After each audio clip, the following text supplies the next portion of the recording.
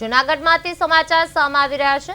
ગીરમાં સિંહોના શંકાસ્પદ મોત અને બેબિસિયા જેવા રોગચાળાની આશંકાને પગલે સાસણ સ્થિત લાયન હોસ્પિટલ ખાતે તમામ પ્રકારની તબીબી અને ઇમરજન્સી વ્યવસ્થાઓ સજ્જ કરી દેવામાં આવી છે।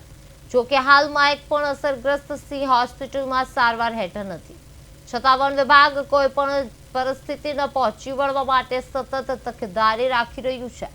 આ માટે વન વિભાગ દ્વારા વિશેષ એક્શન પ્લાન તૈયાર કરવામાં આવ્યો છે।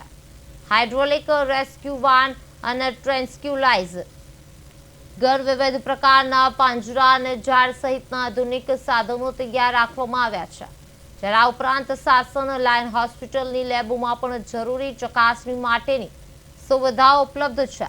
કોઈ પણ સિંહમાં રોગના લક્ષણો જણાતા જ તાત્કાલિક રેસ્ક્યુ અને સારવાર શરૂ કરવામાં આવી છે। તે માટે વન વિભાગનો સ્ટાફ સતત સતર્ક રહેવા સૂચના આપવામાં આવી છે। પાસે ડિફરન્ટ ટાઈપ્સ ઓફ કેજીસ છે, ડિફરન્ટ પર્પઝ માટે, જેમ કે ટ્રાન્સપોર્ટેશન કરવું હોય તો એના માટે સ્પેશિયલાઇઝ ડિઝાઇન કેજ છે, કેપ્ચર કરવા માટે ઓટોમેટિક ટ્રેપ કેજ છે, રિલીઝ કરવા માટે ઓટોમેટિક રિલીઝ કેજ છે, ટ્રીટમેન્ટ કરવા માટે સ્ક્વીઝ કેજ છે, કોઈ વન્ય પ્રાણી પાણી ભરેલા કૂવામાં ફસાઈ ગયું હોય તો એના રેસ્ક્યુ કરવા માટે સ્પેશિયલાઇઝ ડિઝાઇન સાઇડ શટર લોક કેજ છે, કોઈ એવી સંકડી જગ્યામાં ફસાઈ ગયું હોય તો એમાં હ્યુમન એનિમલના લેવલ સુધી જઈ શકે એવી ફેસિલિટીવાળા